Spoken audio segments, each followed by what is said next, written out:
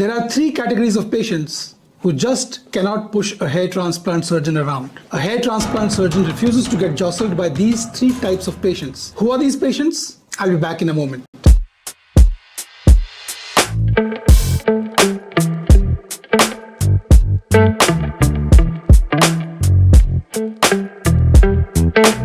So besides a patient who has unrealistic expectations, a patient who's not ready to be compliant to treatment, a patient who easily wavers from the medical treatment advised to him by the specialist doctor, secondly and thirdly are two variety of patients. So in most patients, a hairline is defined in high density, say between 55 to 65 follicle units in a centimeter square. But in these two categories of patients, that is number one, diabetes, and number two, smokers, one has to be very careful.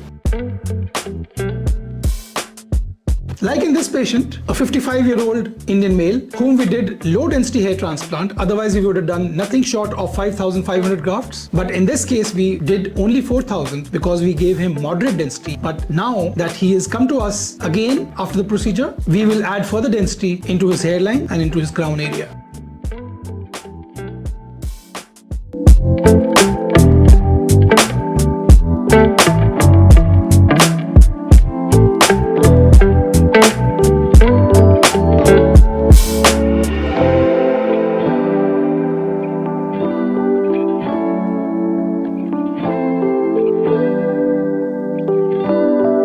One has to be very careful. Careful even when diabetic levels, that is HbA1c levels, are less than 6.5. A reading in which anyone would say that hair transplant is acceptable. Yes, of course it is acceptable. 6.5 is the upper limit I use to clear a patient for a hair transplant. I do not do any hair transplant above 6.5, though 7.5 is the limit for life and limb-saving surgeries. Hair transplant being a zero-error cosmetic surgery, one has to be very careful. So coming back to the problem at hand, a person who has even normal levels of blood sugar, but he is a known diabetic, he has certain skin issues which cannot be addressed before the hair transplant. You cannot go by one reading of HbA1c level 6.5 and take him up for a hair transplant with full density. High density hair transplants in patients who suffer from diabetes can lead to severe problems. The holes are very close to each other, and this can easily cause necrosis, death of skin, and various other infections and complications that can result because the underlying condition of the skin over many years of diabetes, even though he has been taking treatment, is microangiopathy. Microangiopathy causes delayed healing, and when there is a setting of high blood sugar levels, high levels in the tissues, you can well imagine this can further compound the problem.